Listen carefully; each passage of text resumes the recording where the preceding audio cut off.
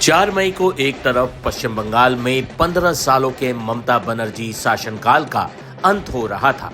इसी बीच एक आदेश आया उसी दफ्तर से जिसकी सर्वे सर्वा ममता बनर्जी ही थी। पश्चिम बंगाल सरकार के मुख्य सचिव की तरफ से आदेश आया, वो आदेश जो सत्ता परिवर्तन की हवा को देखते हुए आया था। पश्चिम बंगाल सरकार के मुख्य सचिव द्वारा राज्य में आदेश जारी कर सभी कार्यालयों से महत्वपूर्ण कागजों को बाहर ना ले जाने का निर्देश दिया गया है। साथ ही उसकी सुरक्षा सुनिश्चित करने का अनुरोध किया गया है। यह आदेश ऐसे वक्त में आया जब राज्य के विधानसभा चुनाव के नतीजे आ रहे थे।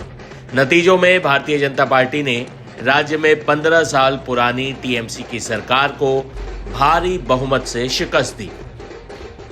पश्चिम बंगाल के मुख्य सचिव दुष्यंत नरियाला ने लिखित आदेश जारी किया। इसमें उन्होंने कहा, सभी विभागीय सचिवों और कार्यालय प्रमुखों से अनुरोध है कि वे यह सुनिश्चित करें कि कार्यालयों से कोई भी महत्वपूर्ण कागज या कोई फाइल हटाई, क्षतिग्रस्त नहीं की जाएगी, किसी अन्य तरीके से बाहर न ले जाया जाए, किसी भी प्रकार की अनधिकृत कॉपी या स्कैनिंग की अनुमति नहीं होगी।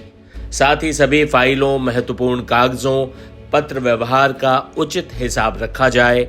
विभाग प्रमुख ये सचिव व्यक्तिगत रूप से यह सुनिश्चित करेंगे कि इस आदेश का अक्षरशः और पूर्ण निष्ठा के साथ पालन किया जाए।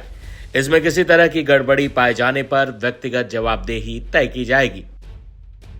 बता दें कि पश्चिम बंगाल विधानसभा चुनाव में भाजपा ने ऐतिहासिक जीत दर्ज करते हुए 15 सालों से सत्ता पर काबिज ममता बनर्जी की सरकार को उखाड़ फेंका। बंगाल में इस ऐतिहासिक जीत के बाद बीजेपी नेता शुभेंदु अधिकारी ने इसे निर्णायक जीत करार दिया, इसे हिंदुत्व की जीत बताया। बता दें कि शुभेंदु अधिकारी ने दूसरी बार ममता बनर्जी को विधानसभा चुनाव में उनकी ही सीट से हराया है। सबका हाथ में काम, सबका घर, सबका विकास, नारी सुरक्षा और यहाँ इंडस्ट्रियल जोन है, इंडस्ट्री लेकर जितना भी डेवलपमेंट करना चाहिए वो करेंगे हम लोग और तुष्टीकरण का राजनीति खत्म हो जाएगा। शांति से मनाना चाहिए। जो गुंडा है, जो चोर है, उसको आने वाला दिन में भाजपा सरकार ने कानूनी तरीके से कार्रवाई करेगा, लेकिन उनके ऊपर पिटपाट करने का कोई जरूरत नहीं है। जिस तरीके से टीएमसी किया 2021 में पोस्टपोल वायलेंस, इस तरीके से गुंडागर्दी हम लोग हिंदू लोग तो कहीं नहीं करता और हम लोग बीजेपी का एजेंडा में भी नहीं है। हम लोग यही बोलूंगा, जितना भी भ्रष्टाचारी है, गुंडा है, कानून के अंदर उसके खिलाफ कार्रवाई होगा। अमित शाह जी के साथ बहुत बार फोन हुआ मेरे साथ और काफी सारा दिल्ली का लीडर लोग फोन किया, बात हुआ। मेरा पास फोन नहीं था तो मैं अंदर में था।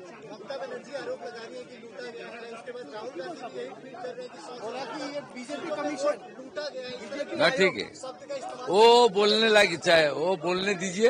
हारने का बाद बहुत बोलता है, हारने का पहले तो नहीं बोला।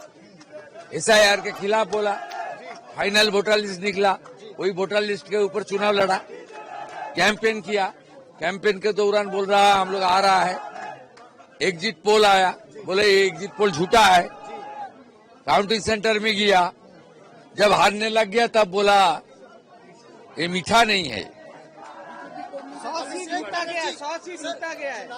ये खत्म, राहुल गांधी भी खत्म, तेजस्वी यादव भी पहले खत्म हो गया, ममताज खत्म हो गया और आने वाला यूपी चुनाव में अखिलेश भी खत्म हो जाएगा। 12,000 जो आपने लीड दिया था, बोला था 12,000 से ज्यादा लीड करेंगे, तो 15,000 में लीड किया भवानीपुर। पूरा हिंदू कंसोलिडेट हो गया ना फुल।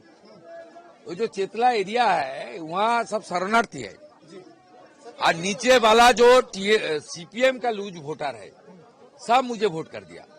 लास्ट लोकसभा चुनाव में भवानीपुर में सीपीएम का 14,000 वोट था।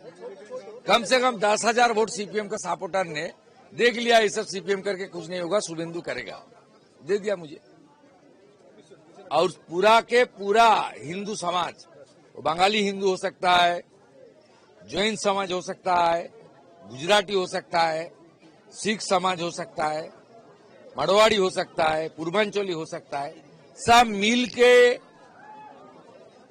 एक साथ वोटिंग किया, इसलिए ममता बनर्जी वो खिदीरपुर में 20,000 लीड लिया, बाकी सब मेरा लीड हुआ। तो मैं पहले से आपको बता रहा था ये 76 राउंड 7 चरण तक मुझे पीछे रहना पड़ेगा, 8-9 से मैं मेकअप करूंगा, 14-15 से मैं आगे जाऊंगा, 20 तक मैं जीत जाऊंगा।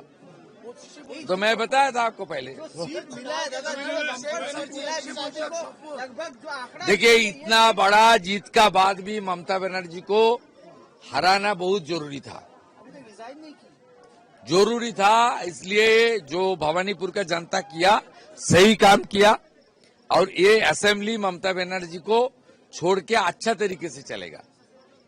वो अंदर घुस जाती तो ये बंगाल के लिए, विकास के लिए ठीक नहीं हो सकता। लेकिन रिजाइन नहीं की दादा, अभी तक रेजिग्नेशन नहीं दी, अभी क्या? रेजिग्नेशन अभी तक नहीं दी। वो तो काल का बाद खत्म हो जाएगा उनका सरकार, सर एक ऑटोमेटिक खत्म हो जाएगा। अभिषेक बनर्जी चुनाव प्रचार के दौरान अमित शाह जी को चैलेंज कर रहे थे कि वो 4 तारीख को 12 बजे के बाद रह के दिखाए, उनके लिए क्या? वो कहाँ है? हाँ है भी, क्या सिंगापुर जा रहा है ना दुबई? जहां भी रहे, इतना चोरी किया, जेल का पीछे डालने का काम आने वाला दिन में भाजपा सरकार करेगा, मान के। 4 मई दीदी गई के नारे को हकीकत में बीजेपी बदल चुकी है और शुवेंदु अधिकारी अगले मुख्यमंत्री बनने के प्रबल दावेदारों में से एक हैं।